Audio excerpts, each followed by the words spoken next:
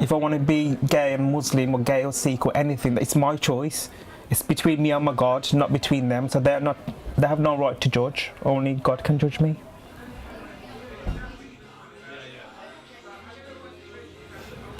There are over 4 million Muslims in the UK, and this number is set to triple by 2050. The Muslim community here is diverse. However, for many traditional Muslim parents who come to the UK as first-generation immigrants, the more liberal, progressive ideals that exist in big cities like London can be hard to accept alongside their faith, one of these being same-sex relationships. I'm on my way to Birmingham to attend a Christmas party thrown by Hidayah, a prominent UK organisation supporting LGBTQI Muslims. Hidayah marched in Pride last year and is very vocal about their mission to spark social change. Because many of the party attendees are not comfortable being on camera, I'm unable to film the party itself. However, I've been given access to set up in the host bedroom to film interviews with anyone interested in sharing their story. A young Hidayah member tells me about her experience coming out to her family.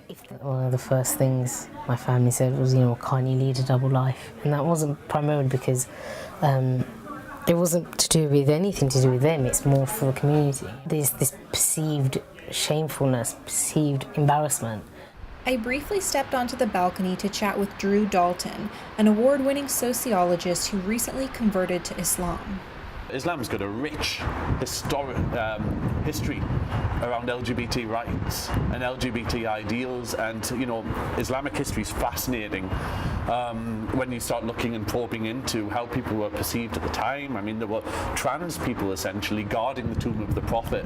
With such a liberal history, I wanted to know why things have changed, so I've logged onto a popular Muslim chat forum to ask. The chat representative responded with verses from the story of Lot. The story that always gets held up is that people are Lutites from the Prophet Lot, and the Sodom and Gomorrah style story.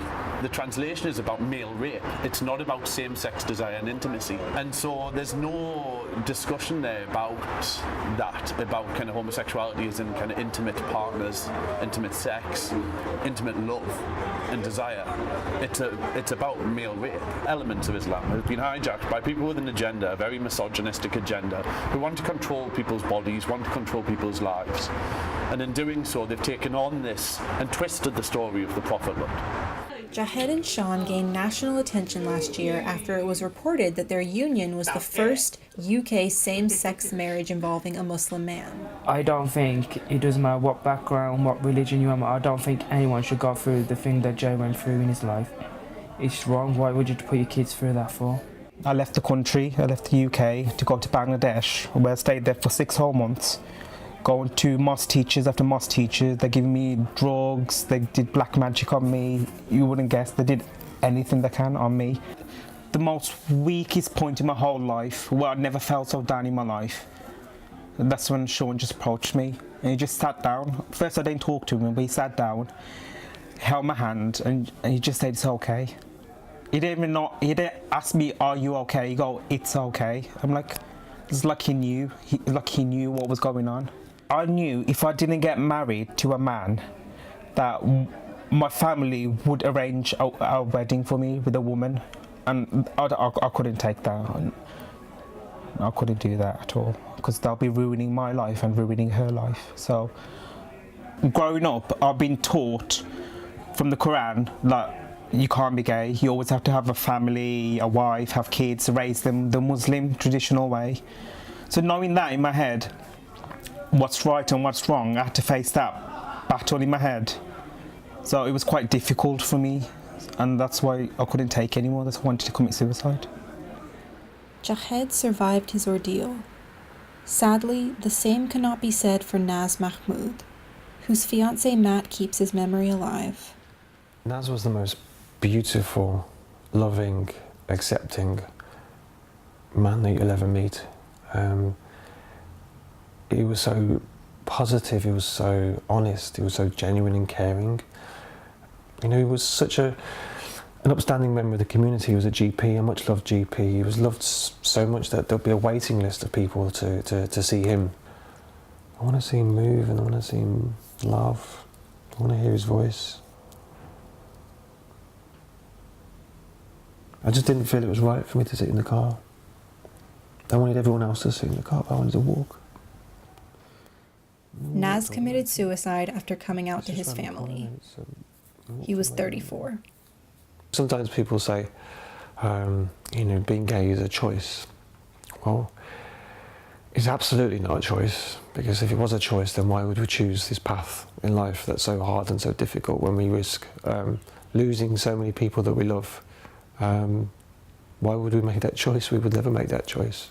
It's really, you just want your mum to say that she loves you unconditionally for how you're born, not with conditions, not having to live a double life where you have to pretend to be somebody else around your family. You just want them to accept the person they gave birth to.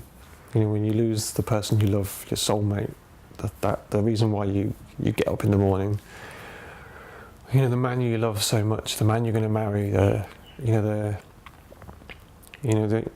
your happiness, your future, everything about Naz was us. To have that taken away so cruelly, so quickly, I don't want anyone else ever to feel that pain. I don't want anyone else to ever to feel that pain again. Shortly after Naz's death, Matt started the Naz and Matt Foundation, with the mission of never letting religion come in the way of unconditional love between parents and their children. It's time to end this suffer, really. It's got to come to an end where everyone just accepting and just let us live our life.